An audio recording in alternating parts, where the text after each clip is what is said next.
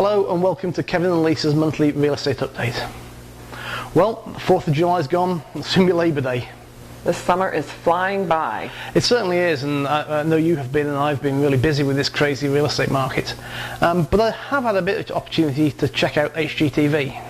I too have watched some of that and I really enjoy it, but the one thing everyone has to remember is that it is entertainment. It is, and there's some misconceptions you can pick up from HGTV. One of them is, and this is a big pet peeve of mine, that sellers pay buyers' closing costs.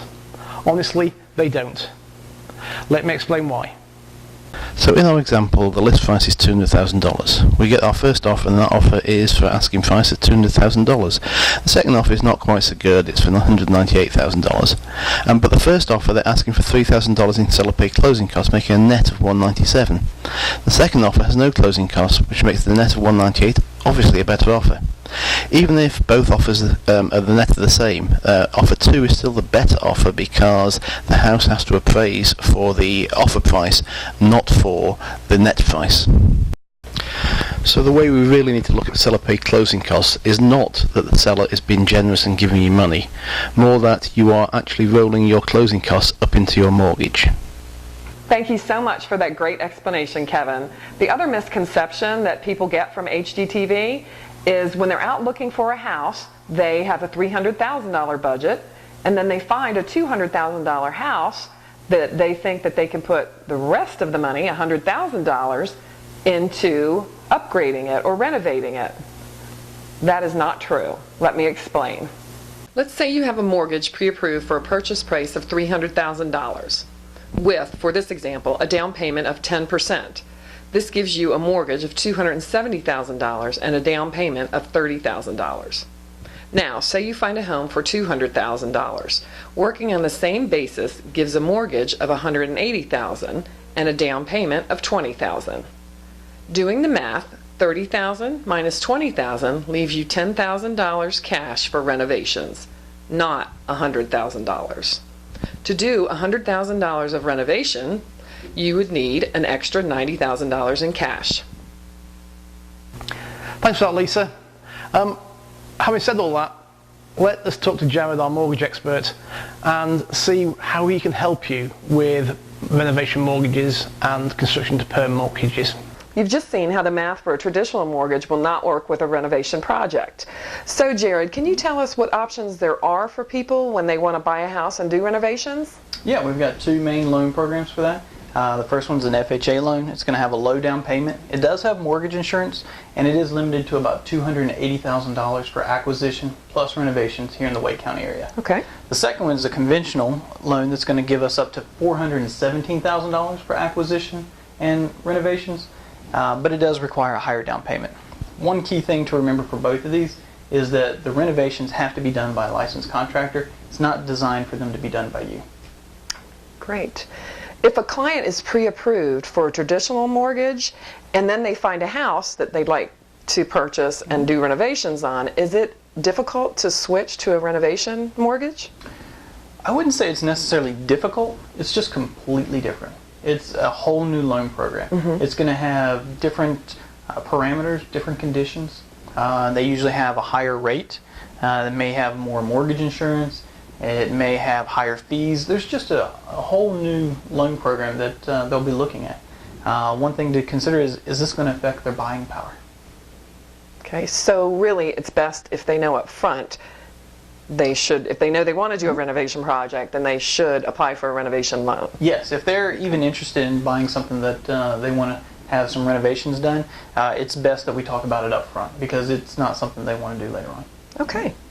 I know we talked a little bit about this a few months ago, but what about people who find some land and want to build their dream home on it? What can you do for them? We have a construction to permanent loan. That basically has us acquire the land at closing, and then from there, as the house is being built, we'll pay the builder draws during that time.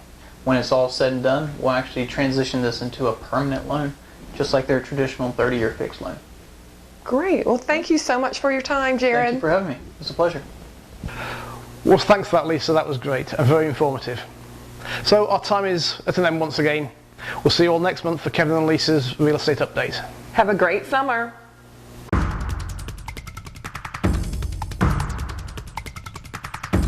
Welcome to Kevin and Lisa's monthly real estate update. Blah. Yeah.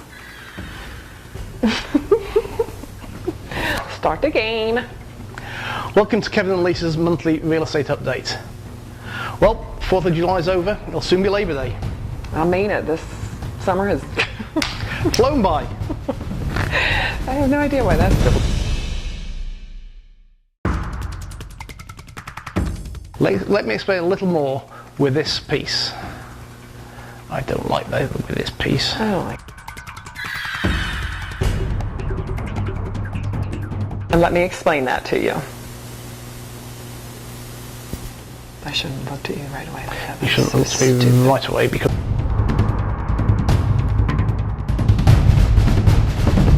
So, we've come to the end of our time again. Looking forward to blah blah.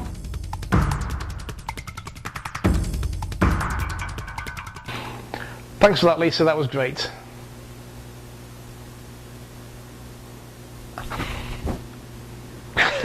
Yes, it was. Thanks for that, Lisa. That was great. So, we've come to our time again. Our time? No, we haven't.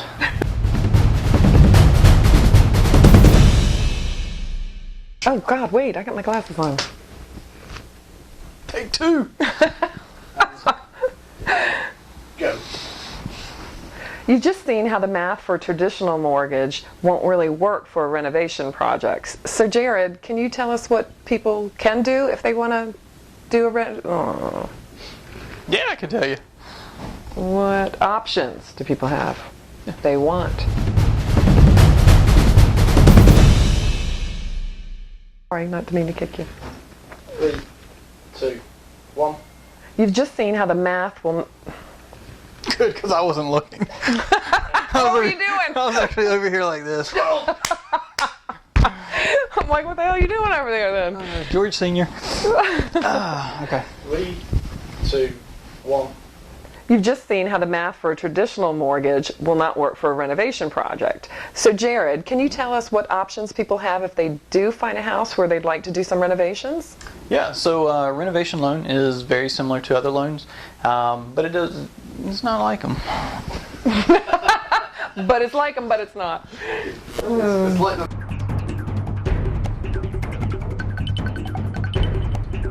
You can go all the way up to $417,000 for your total loan, meaning the acquisition of the land. How's the city on it?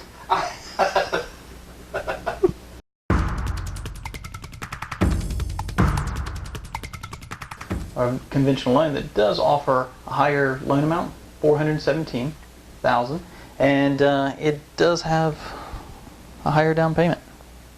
Keep going. Do it again. Keep going. Okay, just go.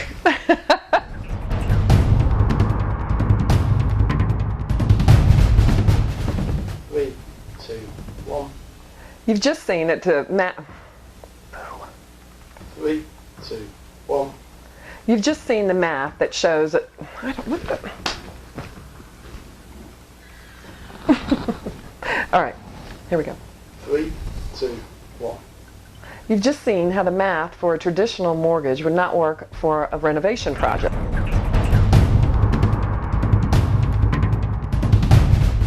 If a client is looking into doing something like this, we'd really like to know up front. The only reason I'm laughing is because that was for me, wasn't it? It was. And then you said it. So. You answered the second question first. Exactly, that's right. That was for her? Why'd you give it to me then? I thought you were nearly finished. I was nearly finished until I had to read it.